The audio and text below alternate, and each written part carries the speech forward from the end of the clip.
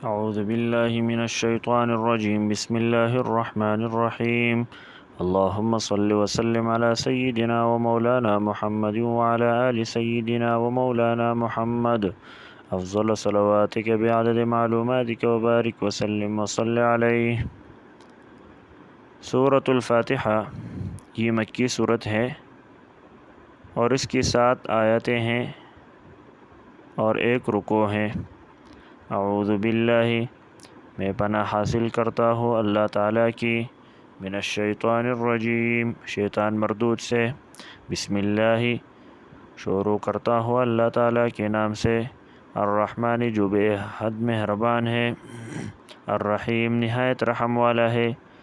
الحمدللہ، تمام تعریف اللہ کے لیے ہے، رب العالمین جو پالنے والا ہے تمام جہانوں کا، الرحمن جو بے حد مہربان ہے، الرحیم نہایت رحم کرنے والا ہے، مالک یوم الدین جو مالک ہے جزا اور بدلے کے دن کا، ایاک نعبد ہم خاص تیرے ہی عبادت کرتے ہیں، و ایاک نستعین اور خاص تجھ ہی سے مدد طلب کرتے ہیں، اہدنا الصراط المستقیم چلا ہم کو سیدھے راستے پر، صراط الذین راستہ ان لوگوں کا، انعمت علیہم جن پر تو نے انعام کیا، غیر المغضوب علیہم ان لوگوں کا راستہ نہ دکھا جن پر تیرا غضب ہوا، ولا الضالین اور نہ گمراہوں کا، آمین۔ فضائل سورۃ الفاتحہ، اس سورت کا نام سورۃ الفاتحہ ہے۔ فتح کا ایک معنی کھولنا بھی ہے، چونکہ یہ سورت قرآن کریم کو کھولنے والی ہے، اس سے قرآن کریم کی ابتدا ہوتی ہے، اس لیے اس کو فاتحہ کہتے ہیں۔ جس طرح کسی شے کا عنوان ہوتا ہے، یہ سورت قرآن کریم کا عنوان ہے، اور اس کا نام سوال بھی ہے کہ اس میں سوال کرنے کا طریقہ سمجھایا گیا ہے۔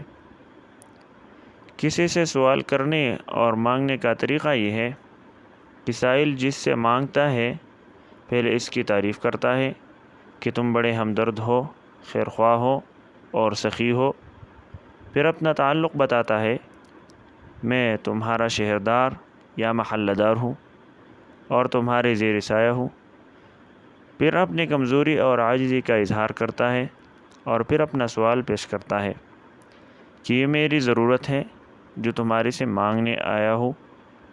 اس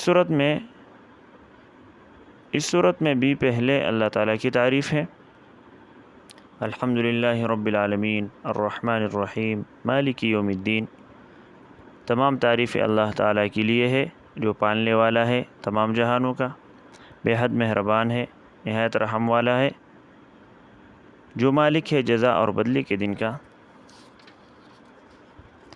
پھر اپنا تعلق بتایا، ایاک نعبد و ایاک نستعین ہم خاص تیرے ہی عبادت کرتے ہیں اور خاص تجھ ہی سے مدد طلب کرتے ہیں، اور پھر آگے سوال ہے، اہدنا الصراط المستقیم چلا ہم کو سیدھے راستے پر۔ نمبر 2، اس سورت کا نام شافیہ بھی ہے، یعنی شفا دینے والی۔ حقیقتاً تو شفا دینے والی ذات اللہ تعالیٰ کی ہے، مگر اس میں اللہ تعالیٰ نے برکت رکھی ہے جس کی وجہ سے روحانی اور جسمانی بیماریوں سے شفا ملتی ہے۔ بخاری شریف صفحہ 304 میں روایت آتی ہے کہ نبی کریم صلی اللہ علیہ وسلم نے ایک محاذ پر صحابہ کرام کی ایک جماعت کو روانہ فرمایا۔ کامیابی کے بعد جب واپس ہوئی، رات ایک چھوٹی سے قصبے میں ہوئی، وہاں رات گزارنے کا ارادہ کیا، لیکن وہاں کے لوگوں نے ان کی مہمانی سے انکار کیا کہ ہم صحابیوں کو یہاں نہیں رہنے دیں گے، جس طرح آج کل اہل حق کو وہابی کہتے ہیں۔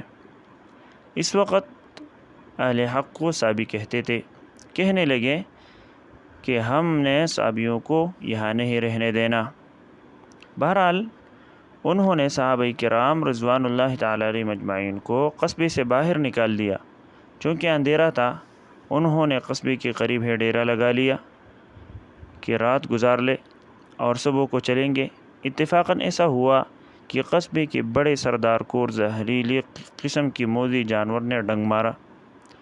روایت میں ہے کہ فسعوا لہ بکل شیء، انہوں نے ہر طرح کی کوشش کی، یعنی وہاں جتنے جو منتر اور دم کرنے والے تھے کسی کا بس نہ چلا۔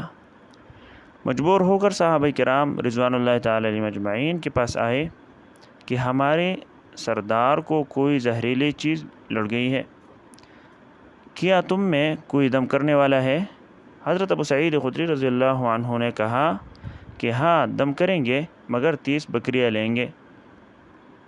30 اس لیے کہا کہ یہ آدمی 30 تھے، ہر ایک کو ایک آ جائے گی۔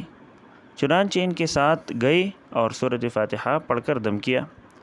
کأنہا نشط من عقال، گویا کہ اس کو گروہ سے کھول دیا ہے، یعنی اس کو اس طرح محسوس ہوا کہ کبھی تکلیف ہوئی ہی نہیں ہے۔ فرمایا شرط پوری کرو کہ 30 بکریاں ہمارے حوالے کرو۔ چنانچہ 30 بکریاں گن کر ان سے لے، مگر تقسیم نہ کیے کہ مدینہ طیبہ میں جا کر نبی کریم صلی اللہ علیہ وسلم سے دریافت کریں گے، اگر ہمارے لیے جائز ہوگی تو تقسیم کریں گے، ورنہ مالکوں کو واپس کر دیں گے۔ مدینہ طیبہ پہنچ کر نبی کریم صلی اللہ علیہ وسلم سے دریافت کیا۔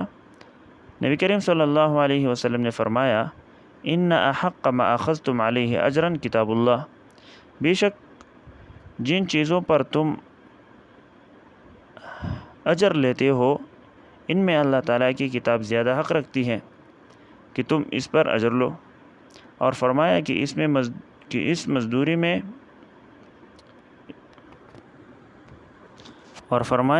مزدوری میں سے میرا بے حصہ نکالو۔ نبی کریم صلی اللہ علیہ وسلم کا یہ فرمانا حرص اور لالچ نہ تھا، بلکہ صرف ان کا وہم دور کرنا مقصود تھا کہ یہ تم نے کوئی گناہ نہیں کیا۔